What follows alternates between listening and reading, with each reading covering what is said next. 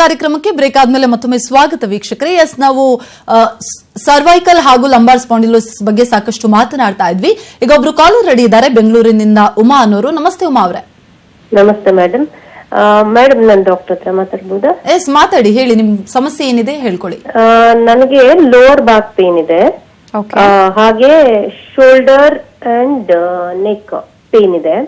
Lower back ಅಲ್ಲಿ ಏನಂದ್ರೆ forward bending ಮಾಡಿದ್ರೆ ನನ್ಗೇನು ನೋವಾಗೋದಿಲ್ಲ, ಬರೀ ಬ್ಯಾಕ್ವರ್ಡ್ ಜಸ್ಟ್ ಲೈಕ್ ಹಿಂಗ್ ಬೆಂಡ್ ಮಾಡಿದ್ರೆ ಅವಾಗ ನೋವಾಗುತ್ತೆ. ನಾನು ಸ್ಕ್ಯಾನ್ ಎಲ್ಲ ಮಾಡ್ಸಿದೀನಿ, ಅದ್ರೆಲ್ಲ ಓಕೆ ಇದೆ ಅಂತ ಹೇಳಿದ್ರು. ಮಸಲ್ ಸ್ಪಾಸಮ್ ತರ ಆಗಿದೆ ಅಂತ, ಬಟ್ ಆಲ್ಮೋಸ್ಟ್ 1 year ಮೇಲೆ ಆಯ್ತು. ನನಗೆ ಇನ್ ಬಿಟ್ವೀನ್ ಲೈಕ್ ಏನೋ ಹೊಟ್ಟೆ ನೋವು ಅದೇ ತರ ಇತ್ತು ಅವಾಗ, ಲೈಕ್ ಏನೋ ಬಿಫೋರ್ ಇದು ಸ್ಟಾರ್ಟ್ ಆಗಕ್ಕಿಂತ ಮುಂಚೆ. ಅದರಿಂದ ಏನಾದ್ರು ಇದು ಬಂದಿದ್ಯಾ ಅಥವಾ ಏನು ಅಂತ ಗೊತ್ತಾಗ್ತಾ ಇಲ್ಲ. ಮೇಡಮ್, ನಿಮ್ಮ ವಯಸ್ಸೆಷ್ಟು?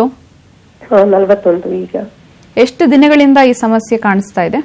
1 ವರ್ಷ 1.25 ವರ್ಷ ಇದೆ ಈಗ. ನಿಮಗೆ ಎಷ್ಟು ಮಕ್ಕಳಿದ್ದಾರೆ? ಇಲ್ಲ ಮೇಡಮ್, ನಮ್ಗೇನು ಇಲ್ಲ, ಮಕ್ಕಳಾಗಿಲ್ಲ. ಫೈನ್. ಏನಾದ್ರೂ ಆಕ್ಸಿಡೆಂಟ್ ಆಗಿ ಆ ಜಾಗಕ್ಕೆ ಪೆಟ್ಟು ಬಿದ್ದಿತ್ತಾ? ಇಲ್ಲ, ಏನು ಬಿದ್ದಿಲ್ಲ.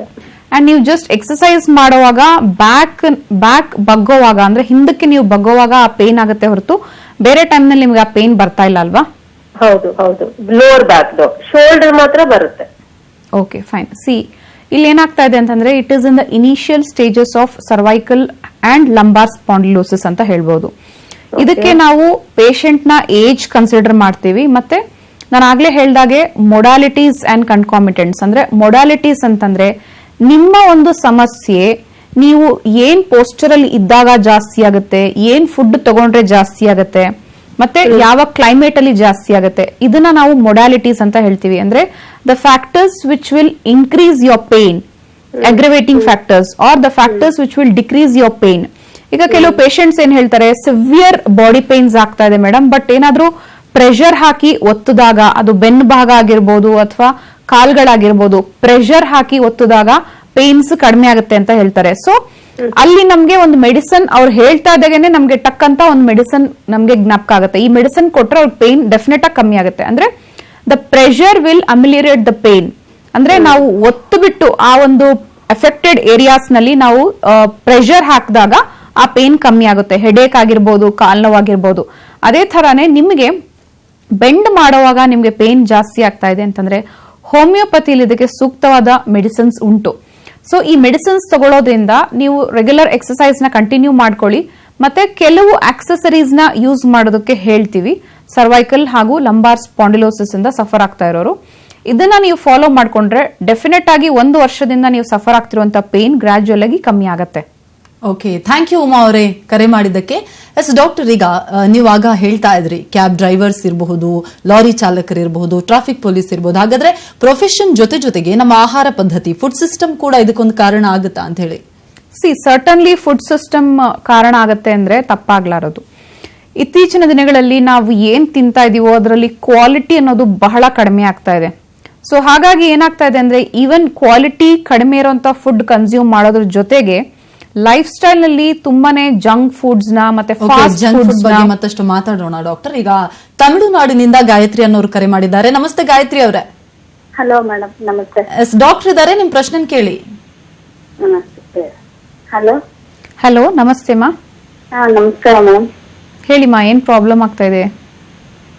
ಈಗ ನನ್ ಮಗನಿಗೆ 20 ವರ್ಷ ಆಗಿದೆ, 22 ವರ್ಷ. ಓಕೆ. ಅವಾಗ ಕತ್ತು ನೋವು ಅಂತಾನೆ ಹೇಳ್ತಾ ಇರ್ತಾನೆ ಯಾವಾಗ್ಲೂ. Okay, fine. ಅದು ದಿಂಡು ಏನಾದ್ರು ಸೆಟ್ ಆಗದೆ ಆತರ ನೋವುತ್ತಾ? ಮಲಗಿದ್ರು ಹಂಗೆ ನೋವು, ತಲೆ ಕತ್ತು ನೋವು ಅಂತಾನೆ ಇರ್ತಾನೆ. ಹೌದು ಮೇಡಮ್, ಡೆಫಿನೆಟ್ ಆಗಿ ನೀವು ಹೇಳ್ತಾ ಇರೋದು ಕರೆಕ್ಟ್. ಬಿಕಾಸ್ ಏನಾಗುತ್ತೆ ಅಂದ್ರೆ most of the cervical related issues ಏನಾಗುತ್ತೆ, ಸರಿಯಾದ ದಿಂಬನ್ನ ಆಯ್ಕೆ ಮಾಡ್ಕೊಳ್ಳಿಲ್ಲ ಅಂತಂದ್ರೆ ಪದೇ ಕತ್ತು ನೋವು ಬರುತ್ತೆ. ಏನಾಗುತ್ತೆ, ಈಗ ನಾವು ಏನೇ ಒಂದು ಉಡುಪು ತಗೊಳ್ಳುವಾಗ, ಡ್ರೆಸ್ ತಗೊಳ್ಳುವಾಗ ಆ ಸೈಜ್ ನ ನಾವು ಯಾಕೆ ನೋಡಿ ತಗೊಳ್ತೀವಿ, ನಮ್ಗೆ ಅದು ಕರೆಕ್ಟ್ ಆಗಿ ಸೂಟ್ ಆಗ್ಬೇಕು ಅಂತ. ಅದೇ ತರನೇ ಪಿಲ್ಲೋಸ್ ನಲ್ಲೂ ಕೂಡ ಈಗ ನಿಮ್ಮ ಮಗನ ಶೋಲ್ಡರ್ ಎಷ್ಟರ ಮಟ್ಟದಲ್ಲಿದೆ, ಅದಕ್ಕೆ ಯಾವ ಸೈಜ್ ನ ಪಿಲ್ಲೋ ಬೇಕು, ಇದನ್ನ ನೀವು ಅಳವಡಿಸಬೇಕಾಗತ್ತೆ. ಅದನ್ನ ಕರೆಕ್ಟ್ ಸೈಜ್ ಪಿಲ್ಲೋ ಕೊಟ್ಟಾಗ ಅವನಿಗೆ ಕರೆಕ್ಟ್ ಆಗಿ ನಿದ್ದೆ ಬರುತ್ತೆ. ಏನಾಗುತ್ತೆ ಅಂದ್ರೆ ತುಂಬಾನೇ ಹೈಟ್ ಇರುವಂತ ಪಿಲ್ಲೋ ಅಥವಾ ತುಂಬಾ ಚಿಕ್ಕ ಪಿಲ್ಲೋ ಯೂಸ್ ಮಾಡಿದ್ರು ಕೂಡ ಕರೆಕ್ಟ್ ಆಗಿ ನಿದ್ದೆ ಬರೋದಿಲ್ಲ. ಮತ್ತೆ ಎದ್ದಾಗ ಫಾರ್ ಫ್ಯೂ ಅವರ್ಸ್ ಆ ಪೇನ್ ಹಾಗೇನೆ ಇರುತ್ತೆ.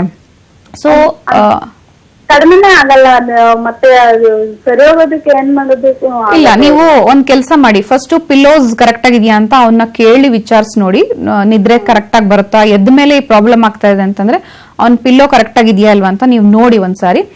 ಕಡಿಮೆ ಆಗ್ತಾ ಇಲ್ಲ ಅಂದ್ರೆ ಡೆಫಿನೆಟ್ ಆಗಿ ಹೋಮಿಯೋಪತಿಲಿ ಇದಕ್ಕೆ ಚಿಕಿತ್ಸೆ ಇದೆ. ಫಸ್ಟ್ ಆಫ್ ಆಲ್ ಕಾರಣ ಏನು, ನೀವು ಜನರಲ್ ಆಗಿ ಅದೊಂದು ರೀಸನ್ ಇರಬಹುದಾ ಅಂತ ಹೇಳ್ತಾ ಇದ್ದೀರಾ. ಬಟ್ ನಮ್ಮಲ್ಲಿಗೆ ಕರ್ಕೊಂಡ್ ಬಂದಾಗ ನಾವು ಬೇರೆ ರೀಸನ್ಸ್ ಇಂದಾನು ಕೂಡ ಅದು ಬಂದಿರಬಹುದಾ, ಯಾವ ರೀಸನ್ ಇಂದ ಬಂದಿರಬಹುದು ಅಂತಾನು ಕೂಡ ನಾವು ದೀರ್ಘವಾಗಿ ಯೋಚನೆ ಮಾಡ್ತೀವಿ. ಬಿಕಾಸ್ ಪೇಷಂಟ್ ಹತ್ರ ಮಾತಾಡಿದಾಗ ನಮಗೆ ಅವ್ರಿಗೆ ಯಾಕೆ ಆ ಪ್ರಾಬ್ಲಮ್ ಬಂದಿದೆ ಅನ್ನೋದು ನಮಗೆ ಗೊತ್ತಾಗುತ್ತೆ. ಸೊ ಒಂದ್ಸತಿ ಪೇಷಂಟ್ ನ ಕರ್ಕೊಂಡ್ ಬನ್ನಿ, ಹಾಗೇನೆ ಪಿಲ್ಲೋ ಚೇಂಜ್ ಮಾಡಂಗಿದ್ರೆ ಮಾಡಿ. ಈಗ ಇನಿಷಿಯಲ್ ಆಗಿ ಪೇನ್ಸ್ ಬಂದಿರೋದ್ರಿಂದ ಅದಕ್ಕೆ ಯಾವುದೇ ತರಹದ ಸರ್ಜರಿ ಇಲ್ದೇನೆ ಆ ಪೇನ್ಸ್ ನ ಕಮ್ಮಿ ಮಾಡಿಸಬಹುದು. ಓಕೆ, ಧನ್ಯವಾದ ಗಾಯತ್ರಿ ಅವರೇ ಕರೆ ಮಾಡಿದ್ದಕ್ಕೆ.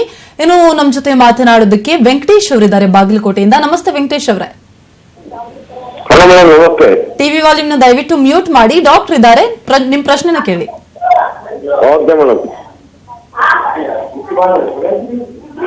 ಹಲೋ ವೆಂಕಟೇಶ್ ಅವರೇ, ತುಂಬಾನೇ ಡಿಸ್ಟರ್ಬೆನ್ಸ್ ಇದೆ, ಸ್ವಲ್ಪ ದೂರ ಬಂದ್ ಮಾತಾಡ್ತೀರಾ? ಹಾ ಹೇಳಿ ಮೇಡಮ್, ಕೇಳಿಸ್ತಾ ಇದೆ. ಈಗ ಹೇಳಿ, ಡಾಕ್ಟರ್ ಇದ್ದಾರೆ, ನಿಮ್ ಪ್ರಶ್ನೆ ಕೇಳಿ. ಮೇಡಮ್ ನಮಸ್ಕಾರ, ನಾನು ವೆಂಕಟೇಶ್ ಅಂತ ಫಾರ್ಮಾಸಿಸ್ಟ್ ಮಾತಾಡೋದು. ನಮಸ್ಕಾರ ವೆಂಕಟೇಶ್ ಅವರೇ, ಹೇಳಿ. ಮೇಡಮ್ ನನಗೆ L3, L4, L5 ಸ್ಪೈನ್ ಅಲ್ಲಿ ಲಾಕ್ಟಸ್ ಸ್ಪೈನ್ ಸ್ವಲ್ಪ ಪೇನ್ ಇತ್ತು. ಓಕೆ ಆ ಪೇನ್ಗೆ ನಾನು ಟ್ರೀಟ್ಮೆಂಟ್ ಹೋದೆ. ಓಕೆ ಅಲ್ಲಿ ಟ್ರೀಟ್ಮೆಂಟ್ ಹೋದಾಗ ಅದು ಅವರು ಕೆಲವೊಂದು MRI ಸ್ಕ್ಯಾನ್ಗಳನ್ನು ಹೇಳಿದ್ರು. ಓಕೆ MRI ಸ್ಕ್ಯಾನ್ ಮಾಡಿದೆ. MRI ಸ್ಕ್ಯಾನ್ ಅಲ್ಲಿ ನನಗೆ ಬಂದಿರೋದು, ಹಲೋ ಹೇಳಿ ಹೇಳಿ ಹೇಳಿ. ನನಗೆ MRI ಸ್ಕ್ಯಾನ್ ಅಲ್ಲಿ ಸ್ವಲ್ಪ ಡಿಸ್ಕ್ ಸ್ಪ್ರೆಡ್ ಆಗಿದೆ ಅಂತ ಬಂತು. ಓಕೆ ಆ ಡಿಸ್ಕ್ ಸ್ಪ್ರೆಡ್ ಆಗಿರೋದಕ್ಕೆ direct they go for surgery. Okay but I am not ready to go to surgery. Okay just on treatment it will be happen and it will be cured. ಅದಕ್ಕೆ ನಾನು ಒದ್ದಾಡ್ತಾ ಇದ್ದೀನಿ. ಏನಾದ್ರೂ ಅದಕ್ಕೆ suggestion ಸಿಗ್ಬೋದಾ? ನಿಮ್ಮ ವಯಸ್ಸೆಷ್ಟು? 43. ಏನ್ ಪ್ರೊಫೆಷನ್ ಮಾಡ್ತೀರಾ? Government hospital pharmacist madam. Pharmacist. Okay, ನಿಮ್ಮ ಡೈಲಿ ಆಕ್ಟಿವಿಟೀಸ್ ನಲ್ಲಿ ತುಂಬಾ ಹೊತ್ತು ನಿಲ್ಲುವಂಥದ್ದು, ಕೂರುವಂಥದ್ದು, ಯಾವ ಆಕ್ಟಿವಿಟೀಸ್ ಜಾಸ್ತಿ ಇರುತ್ತೆ? ಮೇಡಮ್ ನಮ್ಗೆ ಜಾಸ್ತಿ ಅಂದ್ರೆ ಬೆಂಡಿಂಗ್ಸ್, ಆಮೇಲೆ ತಗ್ಬಿಡೋದು, ವೇಟ್ ಜಾಸ್ತಿ ತಗೊಳೋದು, ತೆಗಿಯೋದು, ಜಾಸ್ತಿ ಕೆಲಸ ಇರುತ್ತಲ್ಲ, OPD ಡಿಸ್ಪೆನ್ಸಿಂಗ್. ಓಕೆ ಹಾಗಾಗಿ ನಮ್ಗೆ ಈ ಲಂಬಾರ್ ಸ್ಪೇನ್ ಸ್ವಲ್ಪ ಜಾಸ್ತಿ ಪೇನ್ ಬರ್ತಾ ಇದೆ. ಅದು ಡಾಕ್ಟರ್ ಸಜೆಷನ್ ತಗೊಂಡಿದ್ದೀನಿ. ಓಕೆ, ಸಿ ನೋಡಿ, ಎಲ್ಲಾ ಪ್ರಾಬ್ಲಮ್ಸ್ಗೂ ಸ್ಟಾರ್ಟಿಂಗ್ ಏನೇನೆ surgery is not the option. So first medicines ತಗೊಂಡು ಅದರಲ್ಲಿ ನಿಮ್ಗೆ ಪೇನ್ ಕಡಿಮೆ ಆಗ್ತಾ ಇದೆ ಅಂದ್ರೆ ಸರ್ಜರಿ ಮಾಡಿಸ್ಕೊಳ್ಳೋ ನೆಸೆಸಿಟಿನೇ ಬರೋದಿಲ್ಲ. ಸೊ ಹಾಗಾಗಿ ನೀವು ಕೂಡ ಈಗ ಪ್ಯಾರಾಮೆಡಿಕಲ್ ಫೀಲ್ಡ್ ಅಲ್ಲಿ ಇದ್ದೀರಾ. As a pharmacist you are working. Doctors ಜೊತೆ ನಿಮ್ಮ ದಿನನಿತ್ಯ ನಿಮ್ಮ ಸಂಪರ್ಕ ಇರುತ್ತೆ. ಹಲವಾರು ಡಾಕ್ಟರ್ಸ್ ನ ಕೂಡ ನೀವು ಕನ್ಸಲ್ಟ್ ಮಾಡಿರ್ತೀರಾ. ಬಟ್ ಏನಂತಂದ್ರೆ ನಿಮಗೆ ಈಗ ಯಾವ ತರದ ಪೋಸ್ಚರ್, ನಿಮ್ಮ ಡೈಲಿ ಆಕ್ಟಿವಿಟೀಸ್ ನಲ್ಲಿ ನೀವು ಬಗ್ಬೇಕು, ಏಳ್ಬೇಕು, ಭಾರ ಎತ್ತಬೇಕು ಅಂತಂದ್ರೆ ಅದನ್ನ ಸ್ವಲ್ಪ ಮಿನಿಮೈಸ್ ಮಾಡ್ಕೊಳ್ಳಿ. ಬಿಕಾಸ್ ಏಜ್ ಆಗ್ತಾ ಅದೇ ಒಂದು ಎನರ್ಜಿ ಲೆವೆಲ್ಸ್ ಇರೋದಿಲ್ಲ ಒಬ್ಬ ವ್ಯಕ್ತಿಯಲ್ಲಿ. ಎನರ್ಜಿ ಲೆವೆಲ್ಸ್ ಕಡಿಮೆ ಆಗ್ತಾ ಹೋಗುತ್ತೆ. ಸೊ ಹಾಗಾಗಿ ಸ್ವಲ್ಪ ನಿಮ್ಮ ಮೂವ್ಮೆಂಟ್ಸ್ ನ, ಹೆವಿ ವೇಟ್ ಲಿಫ್ಟಿಂಗ್ ನ, ಎಕ್ಸರ್ಷನ್ಸ್ ನ ಕಡಿಮೆ ಮಾಡ್ಕೊಳ್ತಾ ಹೋಯ್ತು ಅಂತಂದ್ರೆ ಪೇನ್ಸ್ ಕಮ್ಮಿ ಆಗುತ್ತೆ. ನಿಮ್ಮ ರೀಸೆಂಟ್ ರಿಪೋರ್ಟ್ಸ್ ನ ಎಲ್ಲ ತಗೊಂಡ್ ಬನ್ನಿ. ಹೋಮಿಯೋಪತಿಯಲ್ಲಿ ಶಸ್ತ್ರಚಿಕಿತ್ಸೆ ಇಲ್ಲದೇನೆ ನಿಮ್ಮ ಪೇನ್ಸ್ ನ ಕಡಿಮೆ ಮಾಡೋದಕ್ಕೆ ಪ್ರಯತ್ನ ಮಾಡ್ತೀವಿ. ಸೊ ವಿತ್ ರಿಪೋರ್ಟ್ಸ್ ಕನ್ಸಲ್ಟ್ ಮಾಡಿ ಒಂದ್ಸರಿ. ಓಕೆ, ಥ್ಯಾಂಕ್ ಯು ವೆಂಕಟೇಶ್ ಅವರೇ ಕರೆ ಮಾಡಿದ್ದಕ್ಕೆ. ಎಸ್ ಡಾಕ್ಟರ್, ಈಗ ಸರ್ವೈಕಲ್ ಹಾಗೂ ಲಂಬಾರ್ ಸ್ಪಾಂಡಿಲೋಸಿಸ್ ಇಂದಾಗಿ ಸಾಕಷ್ಟು ಜನರು ಬಳಲ್ತಾ ಇರ್ತಾರೆ. ಆದ್ರೆ ಎಲ್ಲೋ ಒಂದ್ ಕಡೆ ಎಷ್ಟೋ ಟ್ರೀಟ್ಮೆಂಟ್ ಪಡೆದ್ರು ಕೂಡ ಕೆಲವೊಬ್ಬರಿಗೆ ಅದು ಕ್ಯೂರೇ ಆಗೋದಿಲ್ಲ. ಹಾಗಾಗಿ ನಿಮ್ಮ ಹೋಮಿಯೋ ಕೇರ್ ಇಂಟರ್ನ್ಯಾಷನಲ್ ಅಲ್ಲಿ ಯಾವ ರೀತಿಯಾಗಿ ಟ್ರೀಟ್ಮೆಂಟ್ ಅನ್ನು ಕೊಡ್ತೀರಾ? ನೋಡಿ, ಯಾವುದೇ ಒಂದು ಕಾಯಿಲೆಗೆ ಅದು ಸ್ಪಾಂಡಿಲೋಸಿಸ್ ಆಗಿರಬಹುದು ಅಥವಾ ಆರ್ಥರೈಟಿಸ್ ಸಮಸ್ಯೆ ಆಗಿರಬಹುದು, ಸ್ಟೇಜಸ್ ಅಂತ ಇರುತ್ತೆ. So first stage, second stage, third stage, ಈ ತರ ಸ್ಟೇಜಸ್ ಮೇಲೆ ನಾವು ಪೇಷಂಟ್ಗೆ ಅಶ್ಯೂರೆನ್ಸ್ ನ ಕೊಡ್ತೀವಿ. ಸೊ ಯಾವುದೇ ಒಂದು ಕಾಯಿಲೆ ಬಿಗಿನಿಂಗ್ ಸ್ಟೇಜ್ ನಲ್ಲಿ ಇದ್ದಾಗ ಈವನ್ ಪೇಷಂಟ್ಸ್ಗೂ ಕೂಡ ಅದರಿಂದ ಹೊರಗಡೆ ಬರೋದು ತುಂಬಾ ಈಸಿ, ಡಾಕ್ಟರ್ಗೂ ಕೂಡ ಟ್ರೀಟ್ಮೆಂಟ್ ಮಾಡೋದು ಬಹಳ ಈಸಿ. ಬಟ್ ಯಾವಾಗ ಕ್ರಿಟಿಕಲ್ ಸ್ಟೇಜ್ ನಲ್ಲಿ ಹೋಗಿರ್ತಾರೆ, ಫೈನಲ್ ಸ್ಟೇಜ್ ನಲ್ಲಿ ಇರ್ತಾರೆ, ಸೊ ಅಂತವರಿಗೆ ನಾವು ಅಶ್ಯೂರೆನ್ಸ್ ಕೊಡೋದು ಬಹಳ ಕಷ್ಟ ಆಗುತ್ತೆ. ಸೊ ಕ್ಯೂರ್ ಅನ್ನೋದು ಹೇಗಿರುತ್ತೆ ಅಂದ್ರೆ, it is not that life time ನಲ್ಲಿ ಯಾವತ್ತೂ ಕುತ್ತಿಗೆ ನೋವು, ಬೆನ್ನು ನೋವು ಬರೋದಿಲ್ಲ ಅಂತಲ್ಲ. ಈಗ ಎಷ್ಟರ ಮಟ್ಟದಲ್ಲಿ ಫ್ರೀಕ್ವೆಂಟ್ ಆಗಿ ಪೇನ್ ಬರ್ತಾ ಇದೆ, ಇಂಟೆನ್ಸಿಫೈಡ್ ಪೇನ್ಸ್ ಬರ್ತಾ ಇದೆ, ಆ ಒಂದು ತೀವ್ರತೆ ಅಥವಾ ಫ್ರೀಕ್ವೆನ್ಸಿ ಇಂಟೆನ್ಸಿಟಿ ಕಡಿಮೆ ಆಗ್ತಾ ಬರುತ್ತೆ. ಸೊ ಇದರಿಂದ ಹೋಮಿಯೋಪತಿಯಲ್ಲಿ ಯಾವುದೇ ತರ ಕಾಂಪ್ಲಿಕೇಶನ್ಸ್ ಇಲ್ಲದೇನೆ, ಸೈಡ್ ಎಫೆಕ್ಟ್ಸ್ ಇಲ್ಲದೇನೆ ಟ್ರೀಟ್ ಮಾಡಬಹುದು. Okay doctor, thank you so much. ಇವತ್ತಿನ ಕಾರ್ಯಕ್ರಮದಲ್ಲಿ ಸಾಕಷ್ಟು ಮಾಹಿತಿಯನ್ನು ಕೊಟ್ರಿ. Thank you. ವೆಲ್ಕಮ್. ವೀಕ್ಷಕರು, ಒಂದು ವೇಳೆ ನಿಮಗೂ ಕೂಡ ಬೆನ್ನು ನೋವು ಅಥವಾ ಕತ್ತು ನೋವು ಏನಾದರೂ ಸಮಸ್ಯೆ ಇದ್ರೆ ಖಂಡಿತವಾಗಿ ಹೋಮಿಯೋಕೇರ್ ಇಂಟರ್ನ್ಯಾಷನಲ್ಗೆ ಭೇಟಿ ನೀಡಿ ಅಂತ ಹೇಳ್ತಾ ಇದಾಗಿತ್ತು ಈ ಹೊತ್ತಿನ ವಿಶೇಷ. ನಮಸ್ಕಾರ.